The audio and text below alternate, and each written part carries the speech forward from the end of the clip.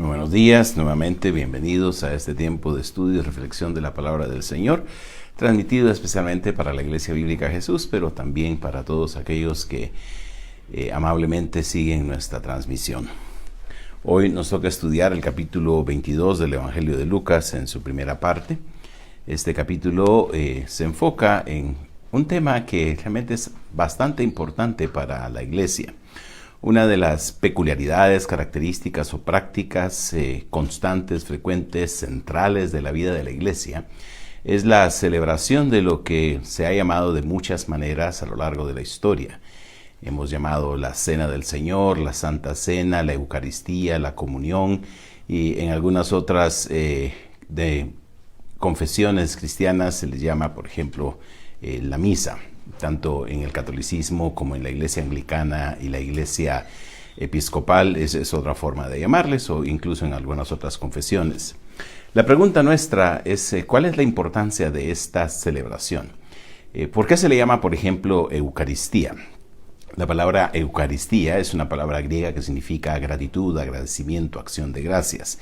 Y seguramente la razón por la cual se le llama así es porque el Señor Jesucristo, al iniciar aquella celebración, da gracias a Dios de una forma particular. ¿Por qué se le llama comunión, por ejemplo, en algunos contextos también? Se le llama comunión porque es una oportunidad en que la iglesia, el pueblo de Dios juntamente con Cristo, participe de la comunión que Él ha abierto, que Él ha facilitado, no solamente con Dios, sino también los unos con nosotros. Por ejemplo, el apóstol Juan en su primera carta hace referencia a esto en el primer capítulo de su carta. Se le llama también la Santa Cena. La razón por esto es que conmemora una cena especial y es santa en el sentido de que se ha apartado de una forma especial este tiempo para conmemorar, que es precisamente lo que el Señor Jesucristo dijo en las instrucciones de la celebración de aquella ocasión, que hagan esto en memoria de mí. Es una conmemoración y eso lo hace algo especial. Y se le llama cena porque, aunque normalmente no lo celebramos de noche en las iglesias, lo celebramos a cualquier hora, es una referencia a aquella cena de la Pascua que el Señor Jesucristo celebró con sus discípulos justo antes de morir. Por eso se le llama también la mesa del Señor, porque es la oportunidad de compartir y colocar sobre un lugar de alimentos el pan y el vino para conmemorar la obra del Señor Jesucristo. La importancia de este evento, de esta celebración, de esta conmemoración, de esta ordenanza, como suele llamársele también en algunas iglesias, en otros grupos cristianos se les llama sacramento también. En nuestra tradición evangélica solemos llamarle la ordenanza de la Santa Cena. La importancia de esto es el significado que esto tiene para entender la obra que el Señor Jesucristo hizo a nuestro favor. El capítulo 22 del Evangelio de Lucas comienza de una forma interesante, comienza con una trama que podríamos llamar negativa, pero también con la acción de la traición que se percibe, que se respira en el ambiente. Leyendo los primeros 6 versículos del capítulo 22 de Lucas, tenemos esto. Estaba cerca la fiesta de los panes sin levadura que se llama la Pascua, y los principales sacerdotes y los escribas buscaban cómo matarle porque temían al pueblo. Porque temían al pueblo. Y entró Satanás en Judas, por sobrenombre Iscariote, el cual era uno del número de los 12. Y este fue y habló con los principales sacerdotes y con los jefes de la guardia de cómo se lo entregaría. Ellos se alegraron y convinieron en darle dinero, y él se comprometió y buscaba una oportunidad para entregárselo a espaldas del pueblo. Se nos ubica en la preparación de la celebración de la fiesta de los panes sin levaduras que se llama la Pascua. Realmente eran 2 fiestas, la Pascua propiamente y posteriormente la celebración de la fiesta de los panes sin levaduras. La Pascua se celebraba el día 15 de Nisán a partir de la caída del sol, era cuando comenzaba el día, un poco antes de que se celebrara la fiesta de la Pascua, todavía en la tarde del día 14 de Nisan, era cuando en el templo los sacerdotes sacrificaban el cordero de la Pascua, y las personas celebraban la fiesta de la Pascua a la caída del sol, que ya era el inicio del día 15 del mes de Nisan en el calendario judío, que ocurre en nuestro calendario gregoriano entre los meses de marzo y abril. Si tenemos una idea, es más o menos en la ubicación de la celebración de la Semana Mayor o Semana Santa en el calendario nuestro. La fiesta de los panes sin levaduras era una fiesta que se celebraba 7 días después de la celebración de la Pascua, pero en el lenguaje popular frecuentemente se unían estas dos y se llamaba en términos generales a toda la celebración que comenzaba con la fiesta de la Pascua el 15 de Nisan y la celebración de los panes sin levaduras en los siguientes 7 días, se les llamaba de una forma general a todo ello como la Pascua. Y estaba cerca la fiesta de la Pascua. Era una ocasión en la que venía una gran cantidad de gente, no solamente del resto del pueblo de Israel, sino de todo el mundo. Judíos que se encontraban en la diáspora, en la dispersión, viajaban para la celebración de esta gran fiesta, una de las fiestas más importantes en la tradición y la celebración religiosa judías. Era una ocasión en la que el pueblo conmemoraba un evento especial. Era la conmemoración de la liberación del pueblo de Israel de la esclavitud de Egipto, cuando guiados por Moisés, Dios les sacó de aquel lugar y les dirigió primeramente hacia el desierto con la meta de ir a la tierra que Dios les había prometido. Esa última noche que estuvieron en Egipto ocurrió algo, podríamos decir, impactante, especial, la salvación de Dios al pueblo, cuando Dios libró a los primogénitos del pueblo de Israel de morir con la llegada o la visita del ángel de la muerte, para que ellos pudieran manifestar o participar de esa protección de Dios y manifestar su fe en lo que Dios había dicho. Cada una de las familias tenía que pintar los dinteles de las puertas de sus casas con la sangre de un cordero y de una manera apresurada comer aquel cordero esa noche, porque era la noche última cuando estarían en Egipto y saldrían huyendo de Egipto liberados por la mano poderosa de Dios. Esa noche es lo que se conoce inicialmente como la Pascua. La salida, la liberación, el rescate, la salvación que Dios manifestó al pueblo de Israel al rescatarles de la esclavitud de Egipto y de esa manera conformarles como su pueblo, un pueblo que Dios había adquirido para sí, para poder utilizar a este pueblo como el medio por medio del cual habría de dar a conocer su gracia, su amor y su poder a toda la humanidad. Así que año en año, en obediencia al establecimiento que se había hecho de esta celebración de la Pascua en la ley de Moisés, en la cual se decía que debía celebrarse en el lugar escogido por Dios, y por ello es que en aquel tiempo se celebraba únicamente en la ciudad de Jerusalén, y había un peregrinaje de todas las partes del mundo a celebrar de una forma especial aquella fiesta, una conmemoración, una ocasión, una celebración para dar gracias a Dios, para regocijarse, para estar juntos y para anticipar el actuar de Dios a su favor. Sin embargo, en medio de esa preparación, de ese bullicio, de esa gran cantidad de gente, había unas personas, unos individuos que no estaban contentos con los sucesos que habían acontecido recientemente. El liderazgo judío que no estaba contento con la presencia de Jesús en su medio, quien había estado enseñando y quien los había estado desafiando y retando para indicar y demostrar realmente que ellos no eran los hombres que tenían un corazón listo y preparado para Dios, porque realmente no estaban dispuestos a aceptar la llegada del reino de Dios que por medio de Jesucristo se había manifestado. De esa suerte, de esa manera, aquellos hombres que no estaban contentos estaban tramando, estaban buscando cómo matarlo. Sin embargo, tenían temor de la gente que constantemente andaba buscando y esperando a Jesús. Como vimos en la parte final del capítulo 21, la gente todos los días venía a él por la mañana. Es decir, si Jesucristo se retiraba hacia el Monte de los Olivos por las noches durante aquella semana a descansar, de una manera como algunos han planteado, posiblemente medio escondido para evitar que el liderazgo judío lo capturara anticipadamente de que pudieran realizarse aquellos movimientos importantes de los cuales vamos a hablar hoy.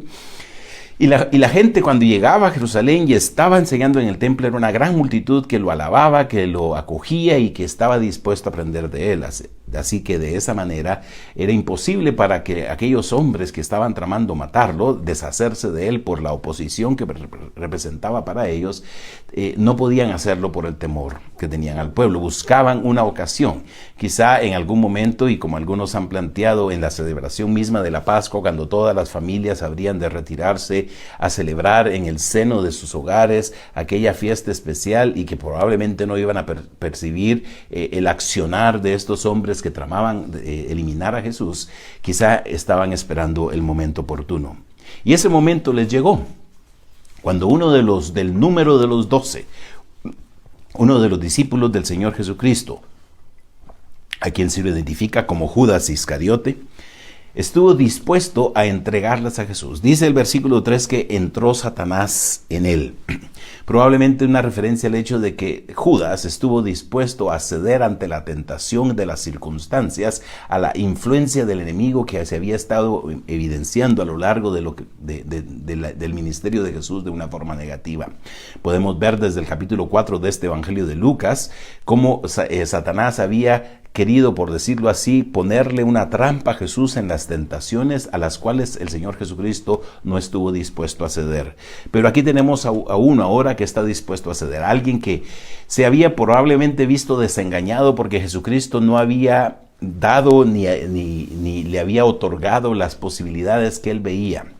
Algunos miran en Judas a un individuo que era parte del movimiento nacionalista judío y que probablemente veía en Jesucristo la opción que había de que el pueblo y la nación se levantara una vez más al independizarse de la influencia del gobierno romano.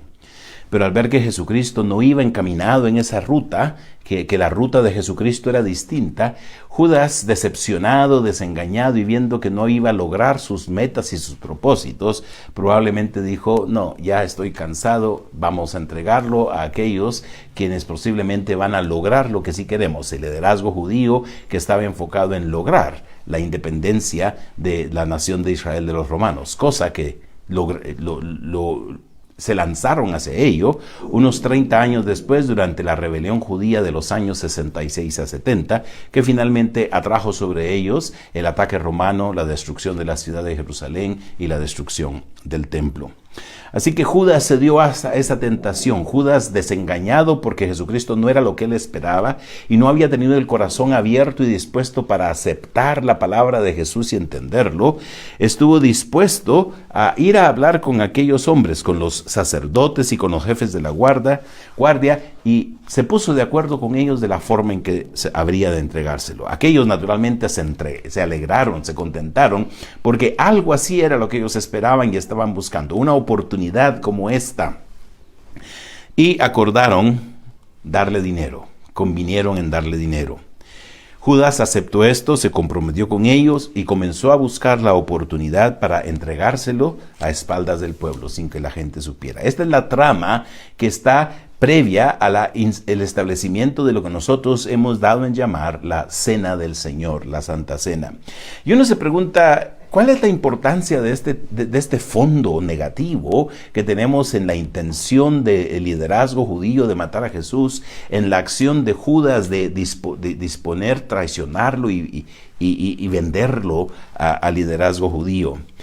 Realmente la importancia de este fondo es ver que la muerte del Señor Jesucristo, que es lo que se establece por medio de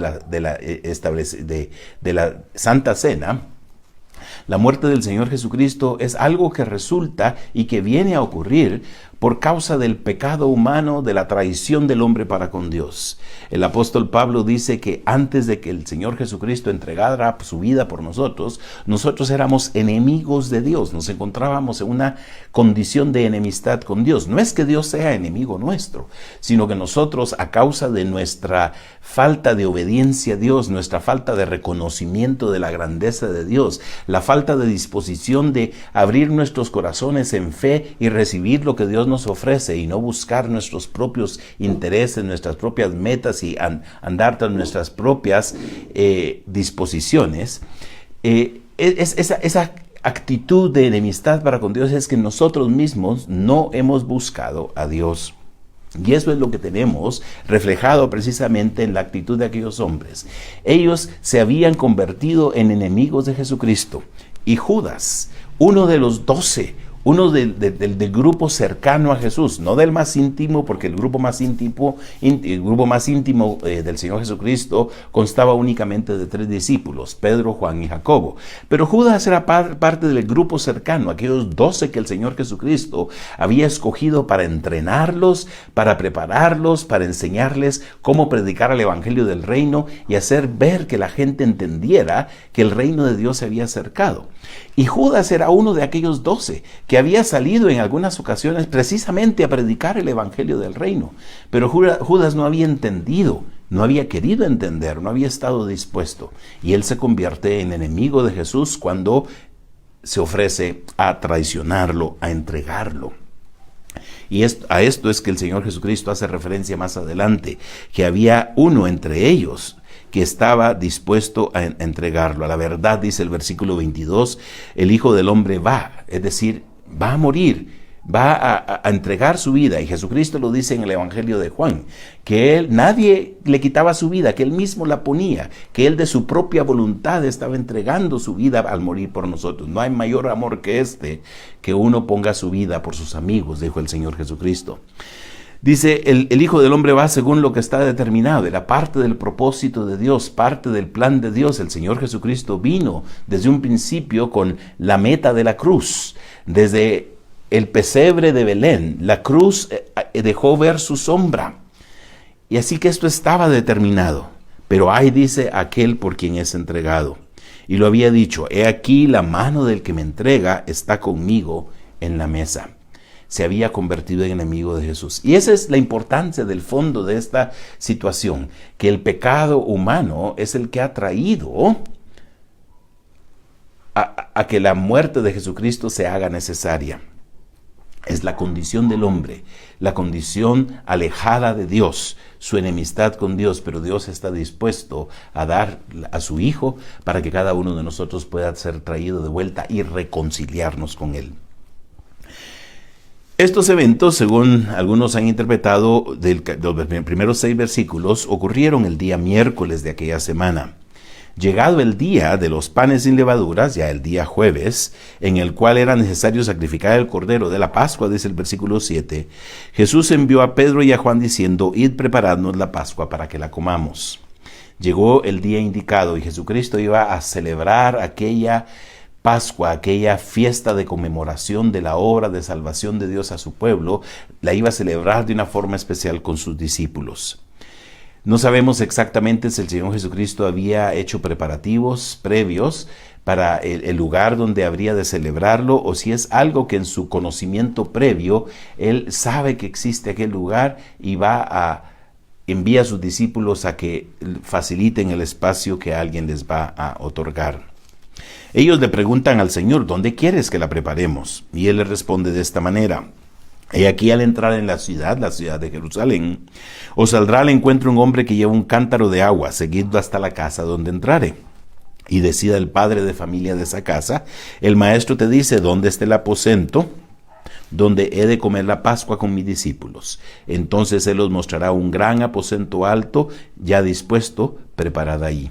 Fueron pues y hallaron como les había dicho y prepararon la Pascua.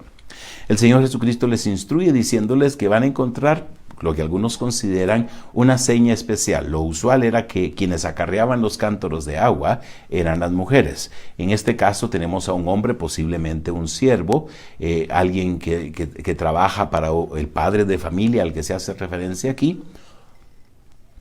Tenemos a aquel acarreando el cántaro. Y le dice a los discípulos, síganlo a donde entren y una vez estén ahí, díganle al padre de familia dónde está el aposento, donde es el celebrar la Pascua con mis discípulos. Probablemente el Señor Jesucristo ya había hablado anticipadamente con aquel padre de familia, aquel hombre, seguramente uno de los varios amigos del Señor Jesucristo, quienes estaban dispuestos a apoyarlo. Lo que ocurría es que El gran número de peregrinos que llegaba a Jerusalén buscaba lugares apropiados donde celebrar la Pascua. Naturalmente, como eran individuos peregrinos que no tenían un lugar propio en la ciudad de Jerusalén, probablemente alquilaban un espacio, un salón. Lo que se dice es que el término aposento que se utiliza en el versículo 11 es el mismo término que se utiliza en el capítulo 2 cuando habla del mesón a donde llegan María y José buscando si había lugar para ellos en aquel mesón. Aquel mesón que no tuvo un lugar para que el Señor Jesucristo naciera, podríamos decir, no sabemos, naturalmente no es el mismo porque aquel fue en Belén, este es en Jerusalén, pero no sabemos si era algo similar, un lugar donde había disposición de espacio para alquilar a las personas que llegaban. El Señor Jesucristo seguramente se le había preparado, dispuesto, se le había otorgado el uso de aquel lugar, así que envía a sus discípulos, a dos de ellos en particular, a Pedro y a Juan, a que preparen la fiesta. Y van a encontrar, dice, aquel lugar, en aquel aposento, en aquel mesón, van a encontrar un cuarto alto, colocado en el segundo nivel, amplio, grande, ya preparado. Esta preparación seguramente incluía las mesas y los divanes sobre los que se habrían de recostar, pero como algunos piensan, probablemente ya tenía los alimentos que iban a utilizar en la celebración de aquella noche. El papel de Juan y de Pedro fue únicamente ir a poner los puntos finales a aquel preparativo para que el Señor Jesucristo celebrara la cena con los discípulos. La razón por la cual el Señor Jesucristo envió únicamente a Pedro y a Juan fue porque posiblemente Él no quería que nadie más, aparte de ellos dos, supiera el lugar preciso donde la celebración iba a ser, para que no hubiera una irrupción negativa en aquel lugar de aquellos que buscaban apresarlo. No será sino hasta que el Señor Jesucristo esté orando en el huerto de Getsemaní, cuando la banda o el grupo de individuos guiados por Judas llegan a capturar a Jesús. Pero Jesús no quería que aquella celebración especial de la Pascua se viera interrumpida, se viera afectada por un grupo que fuera a buscarlo. Así que es la razón por la cual solo Pedro y Juan van a hacer el preparativo. No será sino hasta el momento último cuando el Señor Jesucristo guía a sus discípulos para poder celebrar juntamente la Pascua ahí con ellos. Y es lo que nos dice el versículo 14. Cuando era la hora, se sentó a la mesa y con él los apóstoles. No fue sino hasta el momento preciso que el Señor Jesucristo llegó a aquel lugar juntamente con los apóstoles y se sentaron, se reclinaron alrededor de la mesa. ¿Cuál es la importancia de aquella cena? Ya hemos dicho que la Pascua era la celebración de la salvación que Dios había otorgado al pueblo de Israel al sacarlo de Egipto, al liberarlo de la esclavitud de Egipto, y era el momento cuando el pueblo reconocía que Dios le había dado vida como nación, vida como pueblo, aquel pueblo que Dios había adquirido para ser la luz por medio de la cual Él habría de darse a conocer a las naciones. Tras esta salida de Egipto, Dios estableció un pacto. En el monte Sinaí estableció un pacto, un compromiso, una relación especial que Dios estableció con el pueblo de Israel.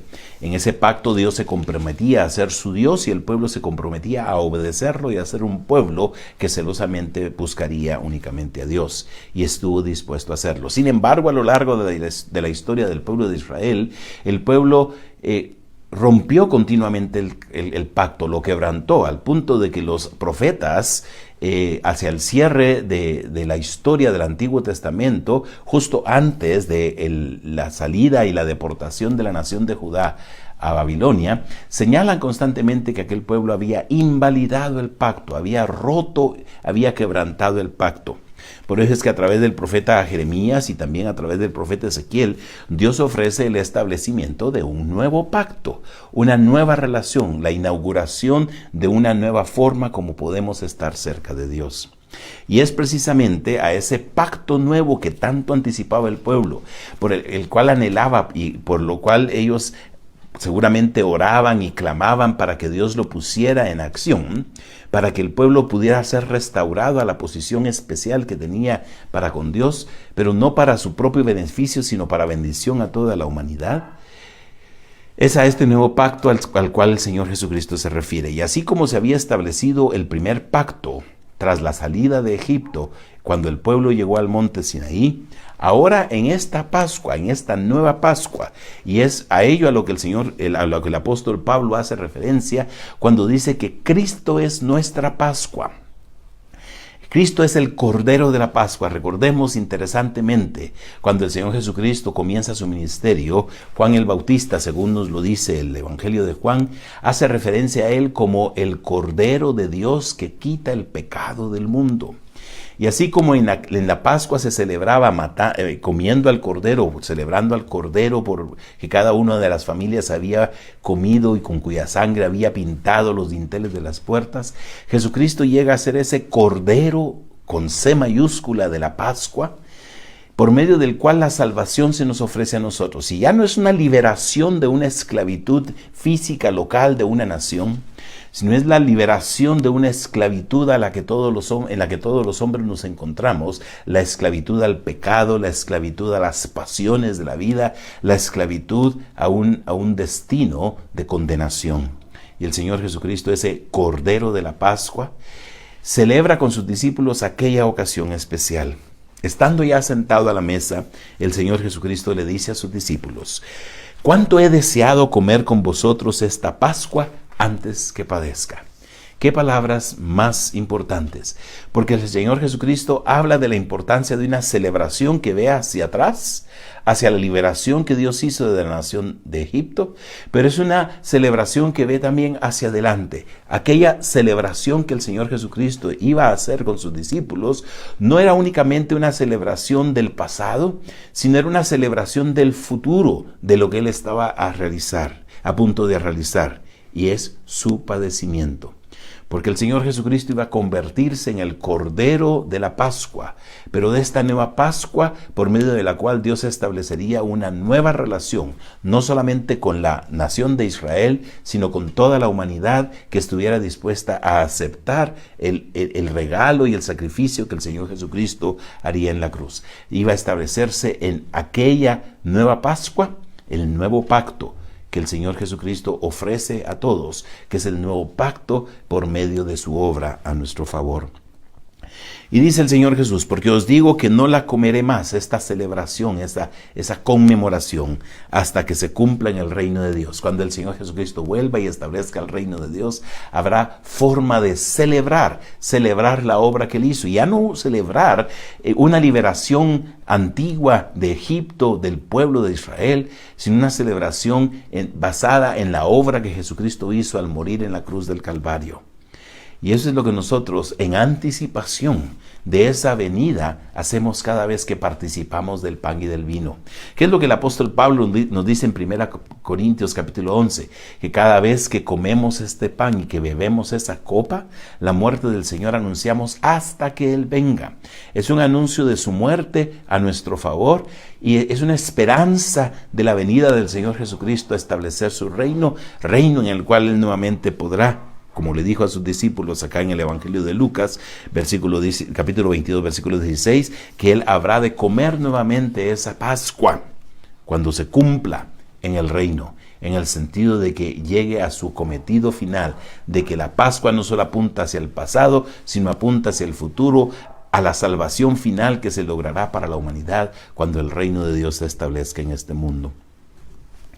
Así que el Señor Jesucristo toma una copa. No es la copa que nosotros normalmente celebramos. Se dice que en la celebración de la Pascua normalmente había 4 copas que se bebían.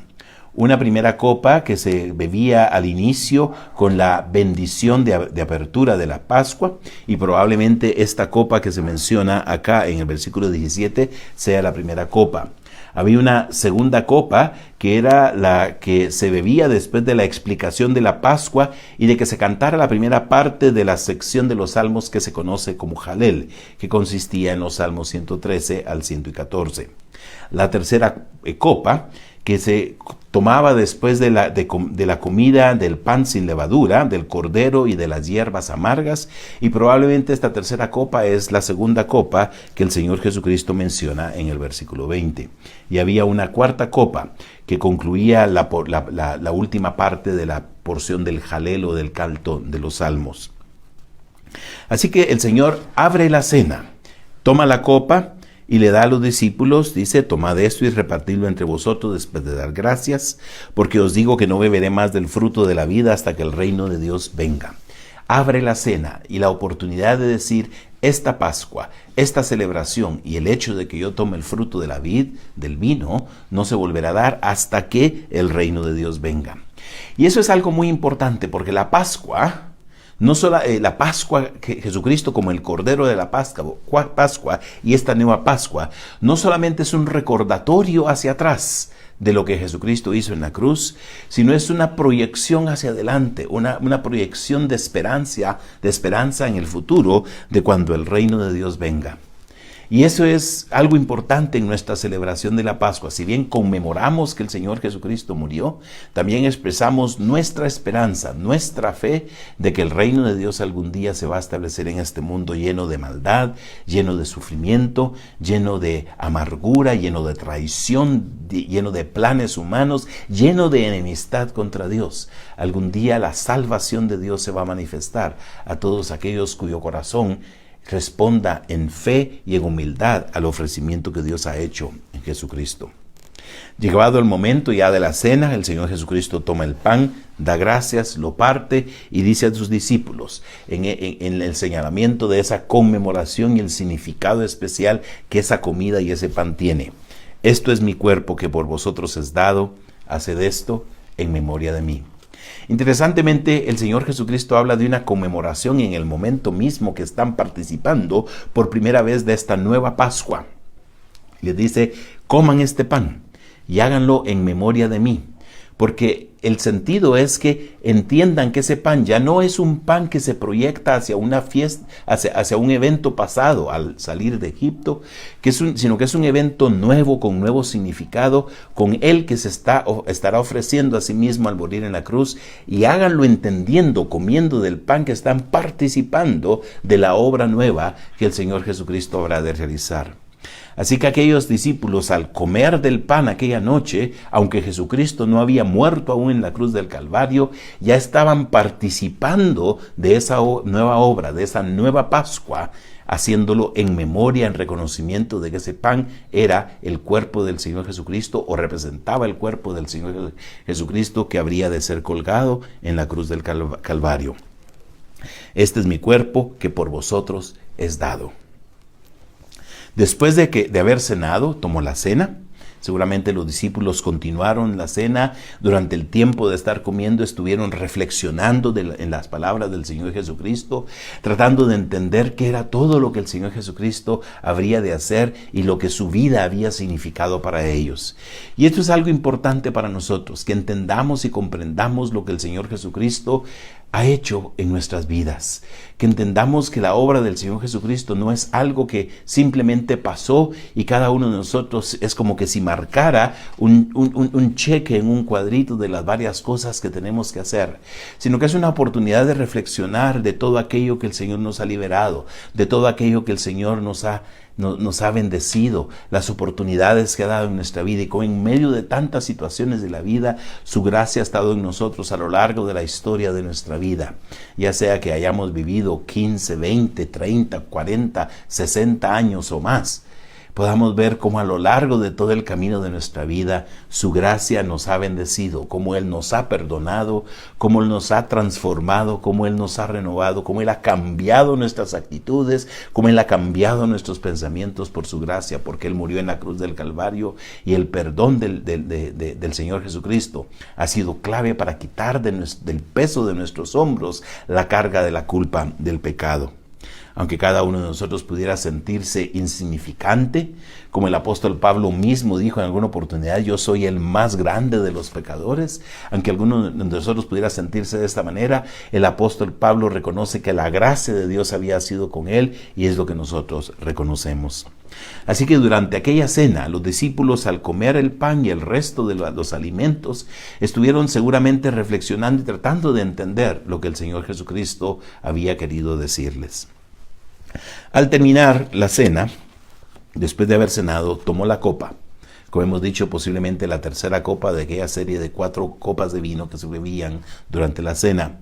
Tomó la copa y les dijo, esta copa es el nuevo pacto en mi sangre. que por vosotros se derrama. Por medio de esa anticipación de su muerte en unas cuantas horas, al día siguiente, el Señor Jesucristo les dice, se está estableciendo un nuevo pacto. Cuando mi sangre sea derramada en la cruz, por la fe que ustedes han puesto en mí, van a ser cubiertos por esa sangre, porque esa sangre se derramará por ustedes. La sangre del Señor Jesucristo no es un amuleto que nos va a liberar de penas, de problemas, de accidentes, de dificultades. Es una mala interpretación del sentido de la sangre de Jesucristo. Cuando la gente dice que la sangre de Cristo te cubra, no entiende adecuadamente lo que significa el derramamiento de la sangre de Cristo en la cruz. La sangre de Cristo no es ese amuleto que nos ponemos encima para que nos proteja de los males de este mundo. La sangre de Cristo es aquella sangre que se derramó para que cada uno de nosotros pudiera participar del nuevo pacto, al ser perdonados, a ser liberados de la carga, de la culpa del pecado y ser limpiadas nuestras conciencias de toda obra mala, como dice el autor de la carta a los Hebreos en el capítulo 9, versículo 14 de su carta. La sangre de Cristo es derramada por nosotros para que cada uno de nosotros sea limpio del pecado. Y hago énfasis en esto porque inadecuadamente se habla mucho de que la sangre de Cristo lo cubra, lo proteja a uno. No, ese es un amuleto inapropiado, un sentido de amuleto inapropiado para la sangre de Cristo. La sangre de Cristo tiene sentido únicamente como aquella que nos cubre para que participemos del nuevo pacto, a liberarnos de la culpa del perdón del pecado. Realmente no deberíamos utilizar ninguna frase tipo amuleto en la vida del cristiano, sino que simplemente confiar en la gracia y la protección de la misericordia de Dios. El Señor Jesucristo insiste entonces que es la sangre que por ellos se derrama. Se derramó para liberarnos de la culpa del perdón del pecado. Nos limpia las conciencias de todo aquello que nosotros podamos haber hecho y permite que seamos limpios, que seamos personas que podamos estar en la presencia de Dios y participar de la comunión con Dios. El Señor Jesucristo hace referencia una vez más a la traición de Judas en el versículo 21, mas he aquí la mano del que me entregue está conmigo en la mesa. A la verdad el Hijo del Hombre va, según lo que está determinado, pero hay de aquel hombre por quien es entregado. El Señor Jesucristo una vez más aclara de que esto va a suceder por humanamente hablando, por causa de la traición de Judas, y que habrá algo que lamentar sobre él. Judas, seguramente alguien que se condenó a sí mismo por la falta de fe en el Señor Jesucristo, habiendo tenido todas las oportunidades. Sin embargo, los discípulos tienen la duda y comienzan a discutir, dice, entre ellos quién sería el que había de hacer esto. No habían entendido que Judas era, y cada uno de ellos comienza a examinarse a sí mismo para ver si en sus corazones no hay esa actitud de rechazo. Más adelante, en los siguientes versículos que estudiaremos en otra ocasión, el Señor les va a decir a Pedro: Pedro, Satanás te ha pedido para zarandearte y me vas a negar 3 veces. Así que todos ellos tenían un corazón que estaba lleno de dudas de si realmente tenían la actitud adecuada al Señor Jesús. Y como dice un comentarista, esa es una oportunidad para que todos nosotros nos evaluemos, para que nos evaluemos si realmente hemos respondido en fe a la obra que el Señor Jesucristo hizo. Jesucristo es el Cordero de la Pascua. Es el Cordero de la Pascua que inauguró el nuevo pacto del que todos nosotros participamos hoy por medio de la fe en Jesucristo. El apóstol Pablo dice que aquellos que hemos creído en Él hemos sido hechos ministros de un nuevo pacto para anunciar precisamente la reconciliación que Dios ofrece a la humanidad.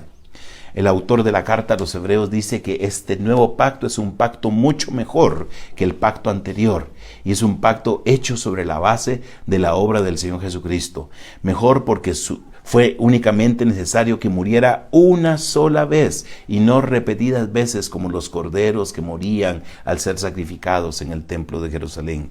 Jesucristo murió una sola vez y para siempre, y su obra realizada en la cruz del Calvario es suficiente para que todos nosotros podamos gozar del perdón del Señor en nuestras vidas. Hemos comprendido, hemos entendido la importancia del significado de la obra del Señor Jesucristo en la cruz del Calvario, que el Señor Jesucristo se entregó para perdonarnos, para limpiarnos y ofrecernos una nueva vida, para ofrecernos la liberación de la esclavitud del pecado, pero también para ofrecernos la liberación de este mundo, de las malas influencias de este mundo, y la liberación de la influencia de Satanás, el enemigo de nuestras almas, aquel al que Judas estuvo dispuesto a darle un lugar en su corazón y de esa forma traicionar al Señor Jesús. El Señor nos ofrece la liberación completa, la liberación total de nuestras vidas, si estamos dispuestos a aceptar la obra que Él, como el Cordero de la Pascua, hizo en la cruz del Calvario. Y cada vez que nosotros participamos del pan y del vino en memoria del Señor, celebramos que Él nos liberó, pero también vemos en fe hacia adelante, hacia esa venida del reino de Dios que el Señor Jesucristo, a la que hizo el Señor Jesucristo referencia en los versículos 16 y también en el versículo 18. Él dijo que no comería más de la Pascua hasta que se cumpliera en el reino de Dios, y que también no bebería más del fruto de la vid hasta que el reino de Dios viniera. Esa es nuestra esperanza, y hacia eso vemos con fe que Dios venga a establecer algún día el reino que Él ha prometido. Y por eso clamamos nosotros, como el apóstol Pablo clamó hacia el final de su primera carta a los Corintios, en las palabras Maranata, que el Señor venga. Que el Señor les bendiga, que el Señor les prospere, y que cada vez que ustedes participen del pan y el vino, renueven esa relación con el Señor y manifiesten una fe hacia la venida del reino de Dios. Feliz domingo.